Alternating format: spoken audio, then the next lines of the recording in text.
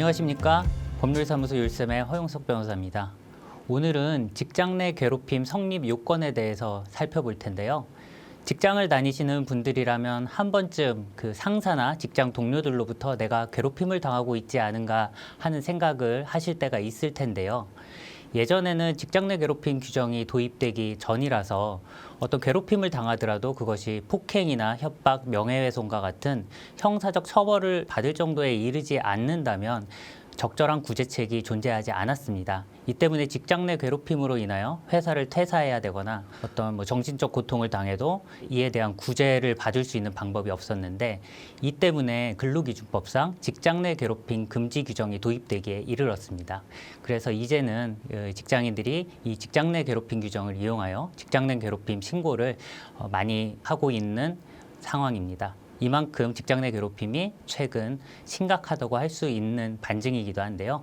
그래서 오늘은 직장 내 괴롭힘 성립 요건에 대해서 간단히 살펴보도록 하겠습니다. 먼저 근로기준법 제76조 2항에 직장 내 괴롭힘 금지 규정이 있는데, 한번 읽어보자면 사용자 또는 근로자가 직장에서의 지위 또는 관계 등의 우위를 이용하여 업무상 적정 범위를 넘어서 다른 근로자에게 신체적, 정신적 고통을 주거나 근무 환경을 악화시키는 행위를 하여서는 아니 된다라고 규정을 하고 있습니다.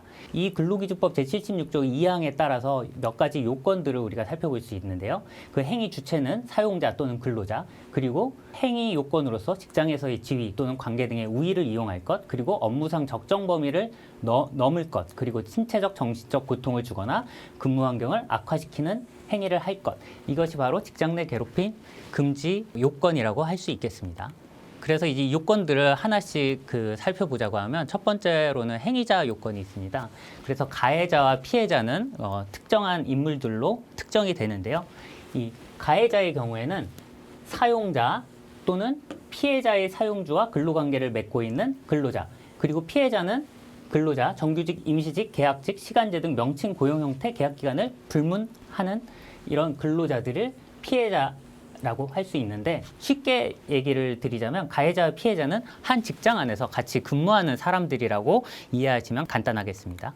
자, 그런데 여기서 약간 주의해야 될 점이 파견 근로자입니다.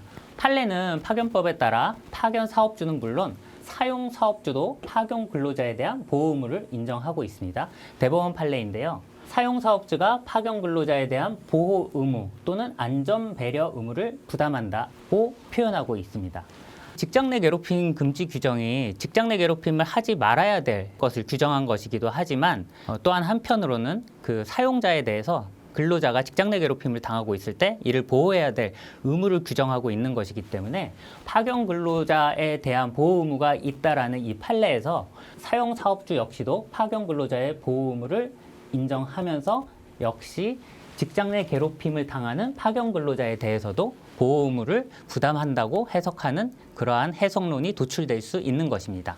따라서 A기업에 파견 나와 있는 B기업의 파견 근로자를 A기업의 관리자가 괴롭혔다면 이 역시 직장 내 괴롭힘에 해당할 소지가 있습니다.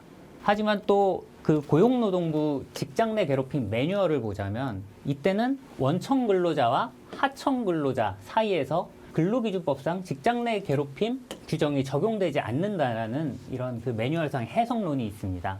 다만 취업규칙상 직장 내 괴롭힘 피해자의 기준이 확장 가능하다는 점이 행정법원 판례를 통해서 나왔는데요. 이를 간단하게 살펴보면, 죄의에 대한 성희롱은 취업규칙 제76조 제2항의 협력사 직원에 대한 직장 내 괴롭힘에 해당한다. 즉, 법률상으로는 같은 직장 내의 가해자, 피해자가 같이 근무해야 될 것을 요구한다고 하더라도 취업규칙상 행위자 범위를 확장을 하였다면 그에 따라 직장 내 괴롭힘 규정이 적용될 수 있다라는 가능성을 언급한 판례라고 할 수 있겠습니다. 다음으로는 장소 요건입니다.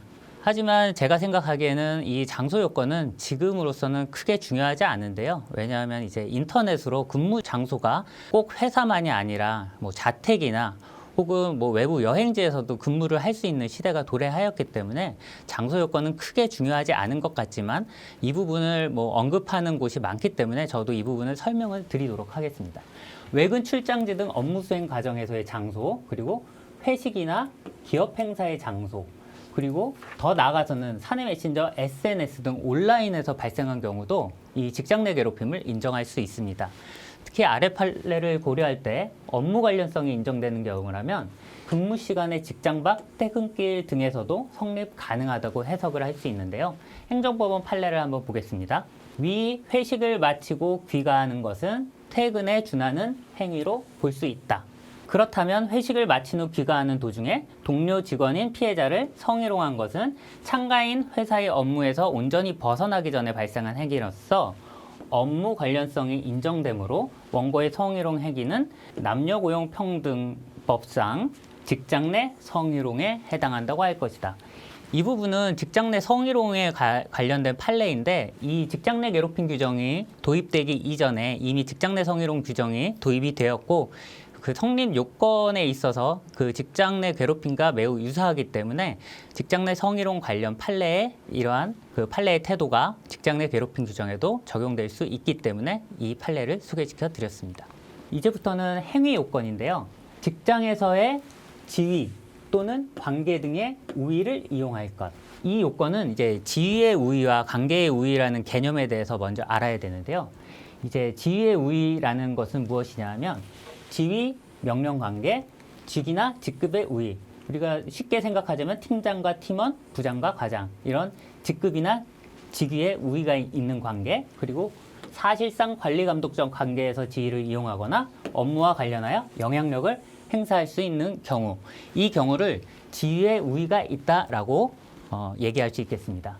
관련 판례로서 전주지방법원 판례, 이 경우도 이 남녀고용평등법상 성희롱 사안인데요. 행위자는 계약직으로 있던 피해자에 대한 사실상 관리 감독적 관계에서 그 지위를 이용하거나 또는 업무와 관련하여 영향력을 행사할 수 있는 지위에서 성희롱 행위를 한 것이 인정된다. 그러니까 꼭 지위 명령 관계에 있다거나 직급이나 직위의 우위가 없다고 하더라도 사실상 관리 감독적 관계에 있다면 지위의 우위 관계가 인정될 수 있다라는 것을 확인한 판례입니다. 그리고 이제 관계의 우위라는 개념이 있는데 이 부분은 뭐 특별히 이제 직위나 직급이 높지 않다고 하더라도 관계상 우위성이 인정될 수 있는 경우라면 이 직장 내 괴롭힘에 해당할 수 있다라는 표현인데요. 이 관계의 우위란 무엇이냐라고 살펴보자면 이 수적 측면, 개인 대 집단, 이 집단이 개인을 괴롭혔다면 이 경우 역시 관계의 우위가 인정돼서 직장 내 괴롭힘에 해당할 수 있다라는 것입니다. 즉, 직급이 낮더라도 지위의 우위가 없더라도 다수의 일원으로 피해자를 괴롭힌 경우 관계의 우위가 인정될 수 있다라는 것인데요. 이 부분은 이제 관련 행정법원 판례를 소개시켜드리면 원고 본인은 피해자보다 직위가 낮지만 원고와 피해자 및 이 과장 단 3명으로 구성된 콤 내에서 가장 선임자인 이 과장과 합세하는 수법을 사용하여 피해자를 상대로 지위 및 관계상의 우위를 점할 수 있었고 이러한 우위를 바탕으로 피해자를 괴롭힌 것이라 평가할 수 있다. 즉, 직급이 낮다고 하더라도 직급이 높은 선임자나 상사와 합세해서 즉 다수가 돼서 어떤 피해자를 괴롭혔다면 이때는 관계의 우위가 인정될 수 있다라는 판례입니다.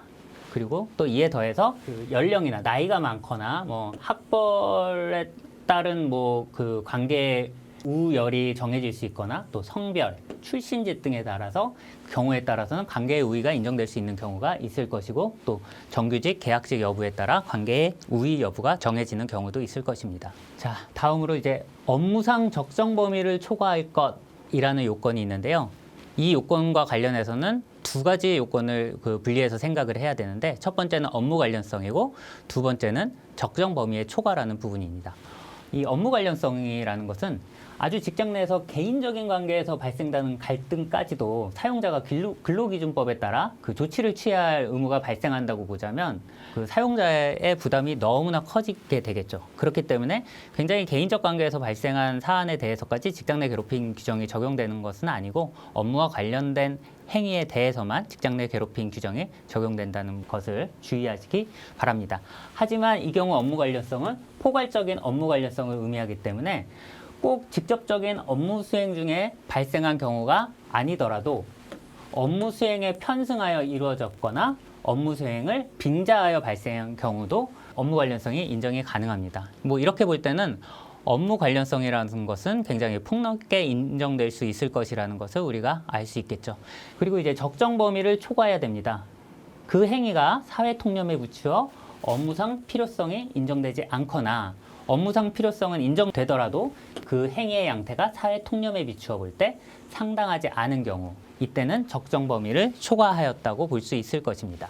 자, 이와 관련된 판례를 하나 살펴보자면 대구지법 판례에서는 외견상으로 업무 범위 내의 행위로 보이는 행위도 포함된다고 해서 업무 범위를 굉장히 확장하고 있고, 또 이 서울중앙지방법원 판례에서는 업무상 적정 범위를 넘어서 원고를 셀에 혼자 배치한 행위, 보통 이 셀이라는 거는 아마 이 판례에서는 그 어떤 인적 구성원들의 이제 조직체를 말하는데, 뭐 한 두세 명이 이제 한 셀로 포함이 되는데, 이 경우는 이 피해자 한 명만 셀에 그대로 혼자만 셀에 두고 이 사람에게 그 업무를 분장시킨 경우, 이 경우에는 업무 분장 조정을 통하여 원고의 정당한 회사 업무 수행을 방해하였고, 이는 업무상 적정 범위를 넘어 원고에게 정신적 고통을 주거나 근무 환경을 악화시키는 행위, 즉 직장 내 괴롭힘에 해당한다고 본 판례입니다. 자, 그리고 마지막으로 신체적 정신적 고통을 주거나 근무 환경을 악화시키는 행위일 것. 신체적 정신적 고통이란 것은 특별한 설명은 필요 없을 것입니다. 이것은 피해자 기준에서 신체적이거나 혹은 정신적 고통이 있었다면 이를 입증하는 경우 신체적 정신적 고통의 부분은 인정이 될 수 있을 것이고, 설사 신체적 정신적 고통이 없었다고 하더라도 근무 환경을 악화시키는 행위였다면 이는 직장 내 괴롭힘에 해당할 수 있습니다. 근무 환경 악화란 그 행위로 인하여 피해자가 능력을 발휘하는데 간과할 수 없는 정도의 지장이 발생하는 것을 의미합니다. 자, 오늘은 이와 같이 직장 내 괴롭힘 성립 요건에 대하여 간단히 살펴보았고요. 만약 내가 직장에서 어떤 직장 내 괴롭힘을 당하고 있는 것이 아닌가 생각이 되신다면 오늘 영상을 참고하셔서 직장 내 괴롭힘에 해당하는 것인지 여부를 한번 판단해 보시고, 도움이 필요하시다면 언제든지 법률사무소 율쌤으로 연락을 주시면 성심성의껏 상담하여 드리도록 하겠습니다. 이상 법률사무소 율쌤의 허용석 변호사였습니다. 감사합니다.